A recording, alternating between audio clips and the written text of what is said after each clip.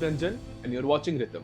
The countdown has begun for one of the most anticipated political battles of the year, the Delhi Assembly Elections 2025. The Election Commission has officially announced that voting will take place on February 5, 2025, with the results to be declared just 3 days later on February 8. Delhi, the heart of the nation, is gearing up for a fierce political contest primarily between the Aam Aadmi Party and the Bharatiya Janata Party. Meanwhile, the Congress, which once held a stronghold in Delhi, now struggles to secure even a single seat in Delhi. Let's dive into the key factors shaping this electoral battle. Factor first, the competition in the last two elections. Arvind Kejriwal's AAP emerged victorious, largely riding on the wave of its welfare schemes and promises of free electricity, water, and education. The BJP, despite its dominance in national politics, has been unable to break AAP's hold on the capital. This time, the stakes are higher, with both parties targeting women and marginalized voters, two crucial vote banks in Delhi's electoral landscape. Congress, on the other hand, continues its struggle for relevance, trying to regain its lost ground in a city it ruled for 15 consecutive years under Sheila Dikshit. Factor second, the role of welfare schemes.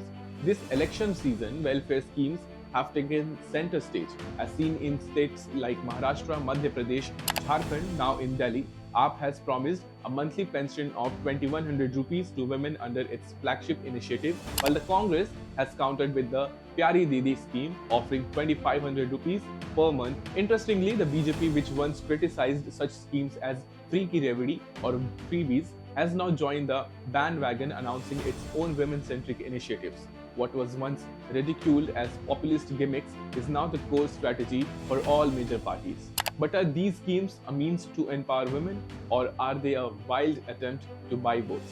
It has been said that such promises, while legal under the guise of welfare, undermine the ethics of elections. By focusing on monetary benefits, parties are reducing elections to transactional politics, sidelining critical issues like infrastructure development, air pollution, and public safety. Factor third, the women vote bank. Women voters have become the focal point for all parties, but the narrative seems skewed.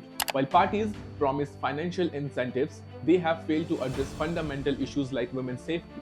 Delhi's streets remain unsafe for women, with incidents of harassment and crime reported regularly. Despite grand promises, there is no substantial action plan for improving safety or creating a conducive environment for women in public spaces. Factor fourth, the marginalized vote bank. The marginalized community's vote is another crucial factor in this election. All parties are trying to woo this significant voter base with promises of inclusion and welfare. However, there is little to show in terms of actual development or upliftment of these communities in Delhi. The focus remains on symbolic gestures rather than addressing systematic issues like unemployment, education, and discrimination. Factor fifth, neglected issues. Amid all the noise about welfare schemes, critical issues remain sidelined. The Yamuna River continues to be one of the most polluted in the country, with little to no action taken to clean it. Delhi's air pollution levels are alarmingly high, posing serious health risks to citizens. Traffic congestion remains a daily nightmare, and basic infrastructure like roads and public transport is far from satisfactory. The focus on short-term monetary benefits has shifted attention away from long-term solutions to these pressing problems. It's evident that these schemes have a significant influence on voters, especially women.